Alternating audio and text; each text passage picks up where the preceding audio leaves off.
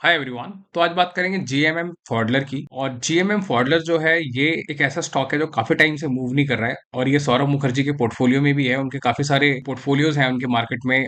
वो एक fund management company चलाते हैं और उसमें भी ये स्टॉक है और काफी फेवरेट स्टॉक रहा है उनका। तो बेसिकली लेकिन ये स्टॉक अब रिटर्न्स नहीं दे रहा है। काफी टाइम से आप देख रहे होंगे ये इस चैनल के अंदर मूव कर रहा है। ये एक इसका अपर साइड है 1740 के आसपास और ये एक इसकी दूसरी रेंज है। तो इन दो रेंज के अंदर ये स्टॉक मूव कर रहा है और स्टॉक क्यों नहीं मूव कर रहा है वो भी मैं आपको बताऊंगा। और कंपनी के फाइनेंशियल्स काफी अच्छे हैं, के बावजूद भी स्टॉक में कोई मूवमेंट नहीं है। आप अगर नोटिस करेंगे इसका जो आरओसी ही है 24.7% का है, आरओए 26.8% का है, हेल्दी है 25% के आसपास ही है। स्टॉक पी 37.4 का है। इसका मीडियन पी अगर आप देखेंगे तो ये अपने मीडियन पी से काफी नीचे है। मीडियन पी 59.5 का है इसका और अभी ये 37 पे चल रहा है। तो ऑलमोस्ट 18-20 पॉइंट्स नीचे है अपने मीडियन पी से ये स्टॉक। और इसका ऑल टाइम हाई पी तो और भी ज्यादा है, 134 के आसपास है। स्टिल स्टॉक में कोई मूवमेंट नहीं है अभी। ठीक है, अगर कंपनी के हम प्रॉफिट्स देखें तो जो इनका रेवेन्यू है वो सिग्निफिकेंटली बढ़ा है पिछले 3 सालों में। मतलब 1000 करोड़ का इन्होंने बिजनेस किया था 2021 में, 22 में इन्होंने ऑलमोस्ट 150% की ग्रोथ दिखाई।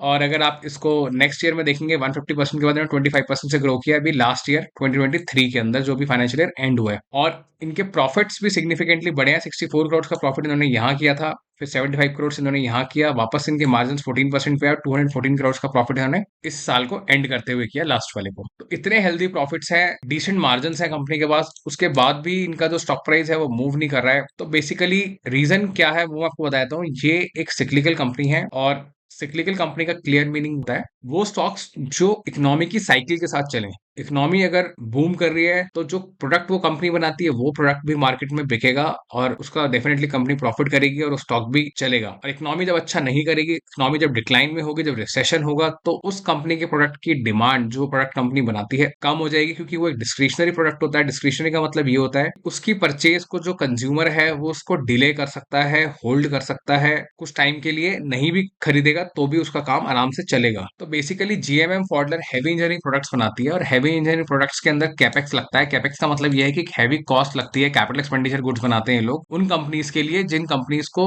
केमिकल या फार्मा के अंदर बड़ी बड़ी फैक्ट्रीज में यूज होता है, उनके उनके प्लांट के अंदर ये यूज होते हैं इनके प्रोडक्ट्स, हैवी इंजीनियरिंग के जो प्रोडक्ट्स ये बनाते हैं। और जब रिसेशन आता है तो बेसिकली क्या होता है कि इंटरेस्ट रेट बढ़ जाते हैं, क्योंकि इन्फ्लेशन होता है, प्राइसेस बढ़ रहे होते हैं। उसको कंट्रोल करने के लिए सेंट्रल बैंक इंटरेस्ट रेट को बढ़ा देता है। तो जब लोन के इंटरेस्ट रेट बढ़ जाते हैं तो कंपनीज क्या करती हैं, अपने कैपेक्स साइकिल को होल्ड कर लेती हैं। तो इनके पास जो डिमांड है जीएमएम फॉडलर जैसी कंपनीज के पास, या फिर एक और कंपनी है प्राज इंडस्ट्रीज जो हमने लास्ट वीडियो के अंदर डिस्कस करी थी, वो भी एक सिक्लिकल कंपनी है। तो बेसिकली इनके जो प्रोडक्ट्स होते हैं उनकी जो डिमांड होती है वो कहीं ना कहीं डिक्लाइन में आ जाती है, रुक जाती है। बेशक इनके पास में पाइपलाइन में ऑर्डर्स रहते हैं, सारी चीजें रहती हैं, लेकिन जो एक बूम मार्केट एक्सपेक्ट कर रहा होता है वो कहीं ना कहीं होल्ड हो जाता है थोड़ा सा, या उसमें कहीं ना कहीं थोड़ी सी गिरावट दिखी जाती है। अब आप बोलोगे इनके प्रॉफिट्स तो सिग्निफिकेंटली बढ़े हैं लास्ट ईयर में, जबकि इंटरेस्ट रेट बढ़ गया था मार्च में। तो इनके जो ऑर्डर्स होते हैं ना उनका थोड़ा टाइम लगता है, वो पुराने ऑर्डर्स होते हैं और उसके बाद में कहीं वो ऑर्डर्स जब ये पूरे करते हैं, क्योंकि इनका बैकलॉग चलता है लंबा, तो बैकलॉग की वजह से इन जब ये अपने ऑर्डर्स कंप्लीट करते हैं तो थोड़ा टाइम लग जाता है। इसलिए जो कभी और प्रॉफिट्स होते हैं वो नेक्स्ट ईयर में जाके बुक होता है। तो एक रीजन ये है। और अगर आपको सेंट्रल बैंक का पूरा फंडा समझाऊं तो थोड़ा सा एक पॉइंट आपको समझना जरूरी है। जब इन्फ्लेशन का सिंपल लॉजिक ये होता है कि जो भी प्रोडक्ट है उसकी कॉस्ट बढ़ रही है, उसके प्राइसेस बढ़ रहे हैं, तो मार्केट में वो प्राइस ना बढ़े, कंज्यूमर के ऊपर इंपैक्ट ज्यादा ना आए, तो सेंट्रल बैंक क्या करता है, उसके प्राइसेस को कम करने के लिए कुछ ऐसे स्टेप्स लेता है जिससे प्राइसेस नीचे आ जाए। तो सेंट्रल बैंक इंटरेस्ट रेट को बढ़ाता है। इंटरेस्ट रेट को बढ़ाने का क्लियर मतलब ये है कि रेपो रेट को बढ़ा देता है। उसका क्लियर मीनिंग आप समझिए कि बैंक्स को अपने अकाउंट के अंदर ज्यादा पैसे होल्ड करने पड़ते हैं जो सेंट्रल बैंक के पास वो होल्ड करते हैं। दूसरी चीज, इंटरेस्ट रेट को बढ़ा देते हैं ताकि कोई उनसे लोन मांगने के लिए आए, चाहे वो पर्सनल लोन हो, चाहे वो कार लोन हो, चाहे वो बिजनेस लोन हो, उसके इंटरेस्ट रेट बढ़ जाएगा। तो जो लोन लेने वाला व्यक्ति है वो अपने जो लोन की डिमांड है उसको थोड़ा सा डिले करेगा। नहीं, अभी नहीं लेते, थोड़े दिन रुक के ले लेंगे, क्योंकि अगर आपको फॉर एग्जाम्पल 8% पे इंटरेस्ट पे अगर लोन मिल रहा है, आपको अगर वही इंटरेस्ट 10-12% में मिलेगा, और अगर आप करोड़ों रुपए उठाते हो, लाखों रुपए उठाते हो, तो आपको उस पर ब्याज ज्यादा देना पड़ेगा। तो बेसिकली लोग उसको डिले करते हैं और फिर जब रेट कट आने की वेट करते हैं कि जब रेट कट आएगा उसके बाद में लोन लेंगे अपनी कंपनीज के लिए या अपनी पर्सनल यूज के लिए, पर्सनल बिजनेस के लिए, ताकि ब्याज कम देना पड़े। तो सेम चीज होती है सिक्लिकल कंपनीज के साथ। जब बूम रहता है मार्केट के अंदर, एक्सपेंडिचर अच्छा होता है, कैपेक्स साइकिल चल रही होती है, तो इनको अच्छा बिजनेस मिलता है। तो नेट नेट मैंने ये कुछ टाइम इसलिए लिया आपको समझाने के, क्वेश्चन आए थे कि सिक्लिकल कंपनीज का क्या मीनिंग है, कैसे है। ऑटो इंडस्ट्री भी सिक्लिकल इंडस्ट्री होती है, क्योंकि गाड़ियां होती हैं, गाड़ियां ब्याज पे बिकती हैं, ज्यादा करके लोग इंटरेस्ट पे खरीदते हैं गाड़ियों को, एक एक लोन लेते हैं, तो जब इंटरेस्ट रेट बढ़ता है तो लोग गाड़ियां नहीं लेते हैं। जिनके पास बहुत ज्यादा पैसा है, देखो जिनको कोई फर्क नहीं पड़ता, जिनको कैश में लेनी है उनकी बात अलग है, लेकिन जिनको लोन पे लेनी है और वो मार्केट को समझते हैं, उनको पता है कि अभी इंटरेस्ट रेट एक्स नंबर पे चल रहा है और आने वाले दिनों में और कम मिल जाएगा, तो लोग वेट करते हैं उन सभी चीजों के लिए। तो वैसे करके आपको देखना चाहिए। रिसेशन आता है तो काफी सारी चीजों पे इम्पैक्ट होता है। फॉर एग्जाम्पल, आप कपड़े ही ले लो, आप कपड़े खरीदते हो, आप क्लोथिंग खरीदते हो, क्लोथिंग में क्या होता है, जिन लोगों की फॉर एग्जाम्पल रिसेशन में नौकरी चली गई, या जिन लोगों की सैलरीज आधी हो गई, जिन लोगों के बिजनेसेस पे इम्पैक्ट आया, वो जाकर कपड़े थोड़ी खरीदेंगे, वो अपने बेसिक नीड्स को पहले पूरा करेंगे, अपने पैसे को होल्ड करके चलेंगे। जब उनका बिजनेस वापस से फ्लरिश होगा, दोबारा से उनकी जॉब्स में उनकी सैलरीज बढ़ेंगी या दोबारा जॉब लगेगी, उसके बाद वो अपने बाकी की शॉपिंग और इन सब नॉन डिस्क्रिशनरी आइटम्स पे जाके दोबारा परचेज करेंगे। तो वैसे करके आपको ये चीजें समझनी चाहिए। और सेम चीज प्राइज इंडस्ट्री में है। ये स्टॉक देख रहे हो, यहाँ से यहाँ तक ये मूव कर रहा है। यहाँ पे कुछ लोग यहाँ पे फंसे हुए हैं, कुछ यहाँ फंसे हुए हैं ऊपर के भाव पे, और वो निकल नहीं पा रहे हैं। सेम चीज यहाँ पर है, लोग यहाँ कहीं पे बाय करके बैठे हैं और स्टॉक अभी नीचे आ गया और एक साइडवेज हो गया स्टॉक। कंपनी काफी अच्छी है, मेरी तरफ से किसी भी तरीके की बाय सेल की रिकमेंडेशन नहीं है। मैं अगर बोलता हूँ कंपनी अच्छी है, इसका मतलब ये नहीं कि आप कल जाके इसे खरीद लोगे। आपने अपना एनालिसिस खुद करना है। मैं आपको सिर्फ एक अंडरस्टैंडिंग दूंगा, एक नॉलेज दूंगा स्टॉक के बारे में। पैसे आपके हैं, रिस्क आपका है, तो खरीदना है नहीं खरीदना है डिसीजन भी आप खुद लोगे। मेरी तरफ से कोई रिकमेंडेशन आपको नहीं होंगी। और जैसे मैं आपको बताया कंपनी अच्छी है, वो मैं आपको बताता हूँ कैसे। देखो प्रॉफिट्स आपने देख लिए, कंपनी के प्रॉफिट्स बढ़ रहे हैं, इनका टॉप लाइन ग्रोथ अच्छा है, इनका बॉटम लाइन ग्रोथ अच्छा है, इनके जो मार्जिन है वो भी स्टेबल है। इनकी बैलेंस शीट आप देखेंगे तो बैलेंस शीट इतनी अच्छी नहीं है। क्यों? क्योंकि रिजर्व्स कंपनी में 795 करोड़ के हैं, लेकिन जो बोरोइंग्स है कंपनी की इस साल इनके रिजर्व से ज्यादा हो गई है। मतलब यहाँ भी रिजर्व से ज्यादा थी, यहाँ भी रिजर्व से ज्यादा है इनकी बोरोइंग्स। वो इसीलिए क्योंकि कंपनी ने 3 एक्विजिशन करे हैं, बड़े 3 कंपनीज कंपनी ने खरीदी हैं और इस फाइनेंशियल ईयर के अंदर, तो इसलिए इनके जो बोरोइंग्स है वो आपको यहाँ दिख रही हैं। और बोरोइंग्स को आप इग्नोर नहीं कर सकते, ठीक है। बोरोइंग्स ही होती है जो कई बार कंपनी को ले डूबती हैं, लेकिन अगर मैनेजमेंट अच्छा हो तो वो बोरोइंग्स इसलिए करता है ताकि वो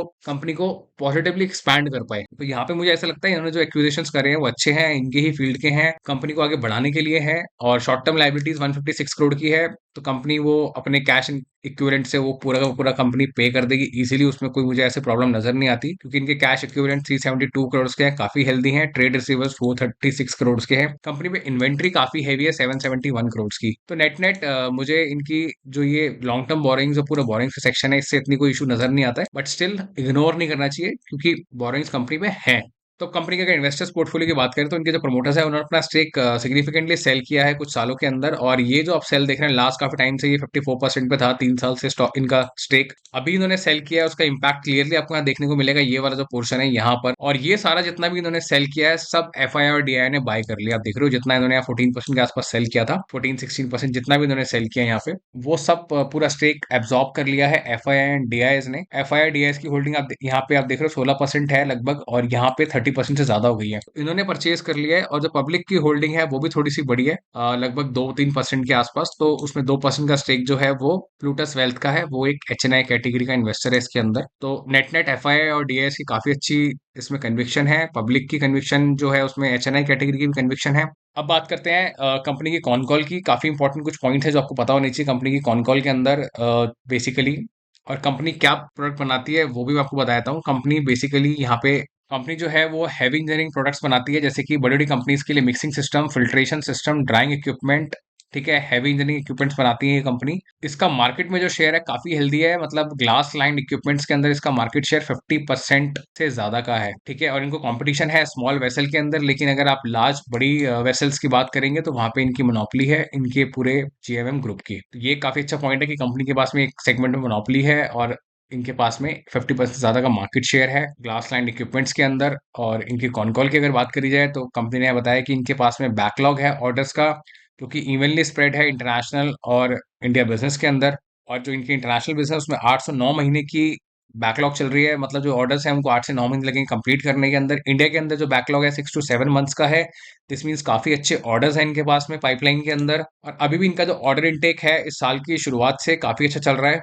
जो मेजरली जो इनकी ग्रोथ आई है वो आई है टेक्नोलॉजी प्लेटफॉर्म के अंदर, ग्लास लाइन इक्विपमेंट्स में, फिल्ट्रेशन में, ड्राइंग मिक्सिंग के अंदर, हैवी इंजीनियरिंग प्रोडक्ट्स में और सर्विसेज के अंदर। और इनकी जिस तरीके से बात करी जाए अगर इनके मार्जिन्स की, तो कंपनी ने बताया कि जो एक इनका जो एक लिथियम कार्बोनेट रॉ मटेरियल है जो ग्लास लाइनिंग के अंदर यूज होता है, उसके जो प्राइस है 50% से रिड्यूस हो गए हैं लगभग। और अगर ये प्राइसेस रिड्यूस हो तो डेफिनेटली इनकी जो ऑपरेटिंग मार्जिन है वो बेटर होंगे, क्योंकि इनकी जो रॉ मटेरियल उसकी कॉस्ट नीचे आई है। क्योंकि अगर ये कॉस्ट यहाँ पे रहेगी तो पॉजिटिवली इंपैक्ट करेगी इनकी प्रॉफिटेबिलिटी को। इन्होंने रिसेंटली मैन्युफैक्चर किया है 80,000 लीटर्स का एक ग्लास लाइन वेसल, मतलब बहुत बड़ा ग्लास लाइन वेसल इन्होंने एक मैन्युफैक्चर किया है अभी। और इनके पास में भी बैकलॉग है 5 से 6 लार्ज वेसल का, जो कि इनकी फैक्ट्री में भी चल रहा है काम। इनकी चाइनीज फैक्ट्री जो है उसने अभी वर्ल्ड का लार्जेस्ट बिगेस्ट जिसको बोलेंगे ग्लास लाइन वेसल बनाया 1,40,000 लीटर्स का। तो इससे क्लियरली मालूम पड़ता है कि इनके पास में बड़े बड़े ऑर्डर्स हैं और ये एक तरीके से इनकी मोनोपोली है इस ग्लास वेसल के अंदर। जैसे हमने पीछे भी पढ़ा, वर्ल्ड का लार्जेस्ट इन्होंने बनाया, तो डेफिनेटली जो ऑर्डर इनको मिला होगा इनकी कैपेबिलिटीज के बेसिस पे मिला होगा। इन्होंने पिछले साल के अंदर जो इनका फाइनेंशियल ईयर गया है उसके अंदर जो एक्विजिशन करे हैं उसमें से एक एक्विजिशन है हाइड्रो एयर रिसर्च, इटली के अंदर किया है। एक यूएसए में किया है जेडीएस मैन्युफैक्चरिंग, और एक मिक्सेल ग्रुप किया है इन्होंने फ्रांस एंड चाइना के अंदर, जिनकी फैक्ट्रीज हैं। लगभग इन्होंने 3 बड़ी कंपनीज को एक्वायर किया है लास्ट ईयर। तो ये काफी स्ट्रैटेजिक एक्विजिशन है इनके इनके बिजनेस को आगे ग्रो करने के लिए।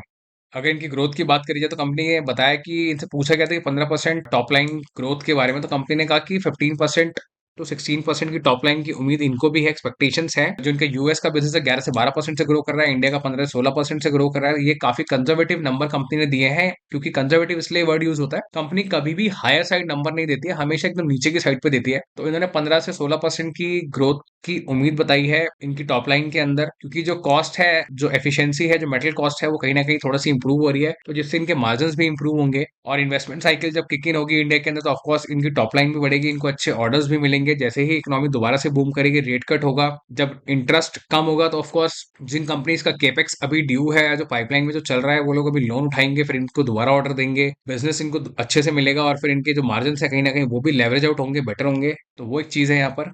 और यहाँ पे इनसे क्वेश्चन पूछा गया, उन्होंने पीछे बताया था कि 3700 करोड़ का टॉप लाइन करेंगे, 630 करोड़ का एबिटा करेंगे, 17% का जो कि एक इनका मार्जिन रहेगा, जो कि इंप्रूवमेंट होगी। अभी 14% पे हैगा करंट में। आप अगर यहाँ नोटिस करेंगे इनका जो करंट मार्जिन है 14% के आसपास है। एक्सपेक्टेशन है कि वो 17% तक हो जाएगा। तो कंपनी कहती है कि हम आपको गारंटी नहीं कर सकते किसी चीज की, बट स्टिल अगर हम आपको मॉडरेटली बताएं तो ये समवेयर कंपनी इसको कहीं ना कहीं टारगेट जो है वो मीट आउट कर लेगी। और लेकिन जो भी चैलेंजेस जो ये देख रहे हैं वो बेसिकली केमिकल और फार्मा इंडस्ट्री के अंदर देख रहे हैं, बट समवेयर ये कॉन्फिडेंट है कि जो साइकिल जैसे ही थोड़ी सी पॉजिटिवली टर्न होगी, तो इनका जो बिजनेस है वापस फार्मा और केमिकल की तरफ इनको मिलने लगेगा। जो क्लाइंट्स हैं फार्मा और उस सेक्टर के अंदर, वो लार्ज कैपेक्स और इन्वेस्टमेंट्स की तरफ पहले से ही मतलब वो लोग डिसाइड कर रहे हैं।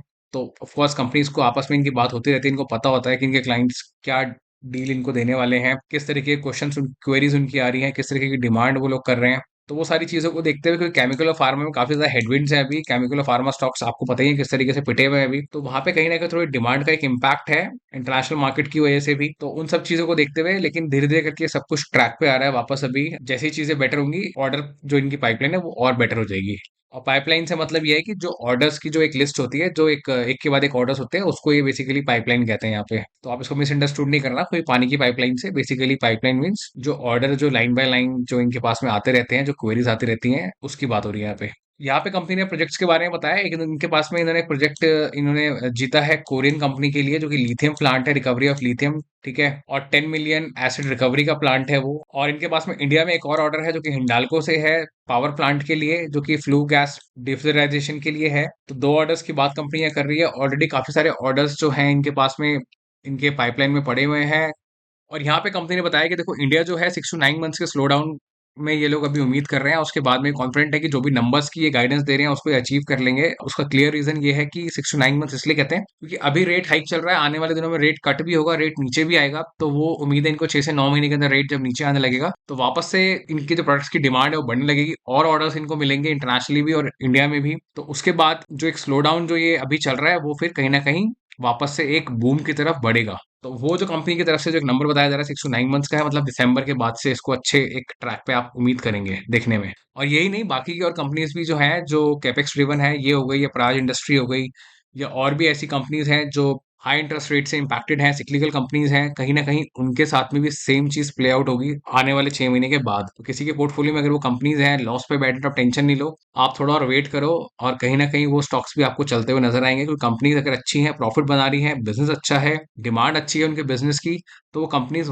डेफिनेटली चलेंगी। तो थोड़ा आपको वेट करना पड़ेगा। और ये मैं नहीं कह रहा हूँ, ये यहाँ पे क्लियरली ये कंपनी खुद बता रही है 6 to 9 मंथ्स के अंदर। तो नेट नेट यही है पूरी कॉन कॉल। और यहाँ पे कंपनी ने काफी की पॉइंट्स बताए, जैसे कि डिमांड अभी जो है इनके पास में काफी ज्यादा है, इनके पास में काफी सारे बैकलॉग्स हैं, पाइपलाइन में इनके पास ऑर्डर्स हैं। कंपनी उम्मीद कर रही है जब इंटरेस्ट रेट कहीं ना कहीं कट होगा, या फिर 9 मंथ्स के बाद जब एक वापस से जब स्लो डाउन हटेगा, थोड़ा सा बूम आएगा मार्केट में, तो इनके प्रोडक्ट्स की डिमांड वापस से बढ़ेगी, इनके ऑर्डर्स और ज़्यादा बढ़ेंगे। इन्होंने गाइडेंस दी है 3700 करोड़ या उससे ज़्यादा की। ये भी बताया कि जो इनके मार्जिन्स हैं, ऑपरेटिंग मार्जिन कहीं न कहीं थोड़ी-सी एक इम्प्रूवमेंट उसमें भी देखने को मिलेगी। जब मार्जिन्स इम्प्रूव होंगे, 14% से ऊपर जाएँगे, तो डेफिनिटली हमारा जो एक प्रॉफिट आफ्टर टैक्स है, नेट प्रॉफिट, वो बढ़ेगा। अगर ये नंबर्स ऊपर जाएगा, इनकी सेल्स टॉप लाइन बढ़ेगी, तो ऑटोमैटिकली नेट प्रॉफिट में एक अच्छा इंप्रूवमेंट देखने को मिलेगा। तो कहीं न कहीं कंपनी जो है राइट ट्रैक पे नज़र आती है मुझे। जो मैनेजमेंट है वो कहीं न कहीं फोकस्ड है। इनके जो मार्केट में लीडरशिप है 50% से ज़्यादा ग्लास लाइन बिज़नेस में, वर्ल्ड की लार्जेस्ट इन्होंने एक इक्विपमेंट बनाया है 1,40,000 लीटर्स का, इंडिया में 80,000 लीटर्स का। तो वो सब चीज़ों को देखते हुए कंपनी मुझे स्ट्रांग लगती है। कंपनी की सेल्स रेगुलरली बढ़ रही है, पिछले 3 सालों के अंदर इनको बड़े ऑर्डर्स मिल रहे हैं, प्रॉफिट्स इनके बढ़ रहे हैं, इन्वेस्टर पोर्टफोलियो अच्छा है, एफआईआईडीएस की कन्विक्शन 30% से ज़्यादा की है। तो नेट-नेट मुझे ये स्टॉक स्ट्रांग लगता है। अगर इसके लेवल्स की बात करी जाए तो करंट में अभी आप देखेंगे तो ये कंसोलिडेट हो रहा है, ये वीकली चार्ट है इसका, और अभी ये अपने 200 डे मूविंग एवरेज पर है। अगर मैं इसको डे चार्ट में लगा दूं तो अपने 200 डे मूविंग एवरेज के नीचे दिखेगा आपको ये स्टॉक प्राइस। तो अगर आप नई पोजीशन बनाना चाहते हो तो आप यहीं से बना सकते हैं। क्यों? क्योंकि बहुत स्ट्रांग कंसोलिडेशन चल रहा है और काफी स्ट्रांग सपोर्ट के आसपास है ये। तो इससे नीचे जाने की उम्मीद कम लगती है, लेकिन स्टॉक मार्केट में कुछ भी हो सकता है। अभी ये स्ट्रांग यहाँ पे नजर आ रहा है, हो सकता है थोड़ा और नीचे आ जाए, चांसेस कम है। इसने यहाँ मौका दिया था लास्ट ईयर, उसके बाद दोबारा किसी को यहाँ मौका नहीं दिया इसने, स्टॉक प्राइस ऊपर गया था दोबारा। मुझे उम्मीद है कि ये थोड़े टाइम के बाद स्टॉक अच्छा करेगा, क्योंकि प्रॉफिटेबल कंपनी है, अंडर वैल्यूड स्टॉक है अभी भी मुझे मेरे अकॉर्डिंगली ये तो। स्टिल बाइंग सेल की रिकमेंडेशंस तो कोई नहीं है, आप अपना एक बार खुद एनालिसिस करें इसके अंदर, तभी आप इसमें कोई पोजीशंस बनाएं। बट नेट नेट अभी अगर इसमें अपसाइड देखेंगे, जिसको हम मार्जिन ऑफ सेफ्टी कहते हैं, करंट प्राइस से कितनी है, तो अब यहाँ से देख सकते हो वो लगभग जो है 40% की है यहाँ पे, करंट प्राइस से 42% की है। और ऑफकोर्स अच्छी कंपनी है, प्रॉफिटेबल कंपनी है, तो यहाँ तो नहीं रहेगी, थोड़ा और हो सकता है दोबारा नीचे है अपने टारगेट को मीट करने के बाद, अपने ऑल टाइम हाई को मीट करने के बाद, और फिर दोबारा से इसको ब्रेक करके ऊपर जाए। क्योंकि ये तो स्टॉक मार्केट का एक ट्रेंड है, स्टॉक नए नए हाई बनाते रहता है, तो जरूरी नहीं है कि ये वाला हाई बनाएगा फिर से ये यहीं पे रह जाएगा। थोड़ा टाइम हो सकता है दोबारा साइडवेज जाए और फिर इसको ब्रेक करे। तो अगर लॉन्ग टर्म का विजन है आपका, अगर आप अपने स्टॉक में कहीं यहाँ कहीं फंसे हुए हैं, तो आपको लगभग 6 महीने तक और हो सकता है वेट करना पड़े, या 9 महीने तक वेट करना पड़े। उसके बाद स्टॉक आपके जो, अगर आप ऊपर के भाव में फंसे हैं इस कंपनी में या फिर इस ये प्राज इंडस्ट्री वाली कंपनी के अंदर भी, तो बेसिकली आपको थोड़ा सा वेट करना पड़ेगा, पेशेंस रखने पड़ेंगे। और अगर आप कंपनी का बिजनेस अगर आपको समझ आता है, जिस हिसाब से कंपनी के प्रॉफिट्स बढ़ रहे हैं, कंपनी के पास में ऑर्डर्स हैं, कंपनी ने 3 नई कंपनीज को खरीदा है, आप कन्विक्शन है, तो आप यहीं से इसमें नई पोजीशन बनाएं। क्योंकि ये अपने 200 डे के मूविंग एवरेज के नीचे है। अगर यहाँ से ब्रेक होगा, प्राइस मजबूत होगा, इसमें वॉल्यूम इंक्रीज होगा, तो डेफिनेटली ये स्टॉक प्राइस और ऊपर जाता हुआ नजर आएगा। ये एक लॉन्ग टर्म की कंपनी है, हाई ग्रोथ कंपनी नजर आती है, बट स्टिल थोड़ा सा ये सिक्लिकल स्टॉक है, तो आपको पेशेंस रखने होंगे इसमें लॉन्ग टर्म के अंदर भी, क्योंकि स्टॉक अच्छे रिटर्न्स देगा। जैसे आप इसका पीछे का अगर आप चार्ट देखेंगे तो आप एक चीज नोटिस करिए, यहाँ पर स्टॉक ने कितने रिटर्न्स दिए थे, देख रहे हैं आप। अभी ये 2019 से अगर आप लगाएंगे या फिर 2020 से लगा लो आप, 2020 में अगर स्टॉक प्राइस कहीं 500 के लेवल पे था, तो स्टॉक प्राइस कहाँ आया आने वाले 2 सालों के अंदर ही, लगभग 2000, मतलब 4 गुना स्टॉक प्राइस हो गया। तो 2 साल में स्टॉक 4 गुना हो गया, जो कि एक सॉलिड ग्रोथ है। तो सेम वही अभी स्टॉक साइडवेज चल रहा है, तो आपको वेट करना होगा। और अगर स्टॉक प्राइस चलेगा प्रॉफिट के साथ अपने, तो मुझे उम्मीद है कि अच्छे रिटर्न्स बना करके देगा। कितने रिटर्न्स बना के देगा वो तो आपको मार्केट में कोई भी नहीं बता पाएगा, लेकिन अगर बिजनेस अच्छा है, प्रमोटर्स अच्छे हैं, प्रोडक्ट अच्छा है कंपनी का, तो डेफिनेटली जो स्टॉक है वो अच्छे रिटर्न्स बना करके आपको देगा। तो लॉन्ग टर्म के लिए अच्छी कंपनी है, आप होल्ड कर सकते हैं इसको। तो नेट नेट यही है पूरा एनालिसिस। अगर आपको ये वीडियो अच्छा लगा तो प्लीज वीडियो को लाइक करें। अगर आप चैनल पे नए हैं तो चैनल को सब्सक्राइब करें। मेरे चैनल पे आपको और भी काफी सारी वीडियोस मिलेंगी, काफी स्टॉक्स की जो मैंने डिटेल में कवर किए हैं, मैं आई बटन में उसका लिंक दे दूंगा। वो वीडियोस जो हैं वो ये सारी वीडियोस हैं, Tata taxi, Praj industries, KPIT, Varun beverages, JK paper, 5 Paisa capital, सब मैंने कवर करी है डिटेल में। इनको जरूर कंसिडर करें। और आपको कोई भी क्वेश्चन आप मुझे कमेंट में लिखें। आप मेरे काम को अप्रिशिएट करना चाहते हैं तो प्लीज आप वीडियो को अपने फ्रेंड्स के साथ और अपनी फैमिली के साथ जरूर शेयर करें। इस वीडियो के लिए इतना ही, मिलता है अगली वीडियो में। Thank you so much.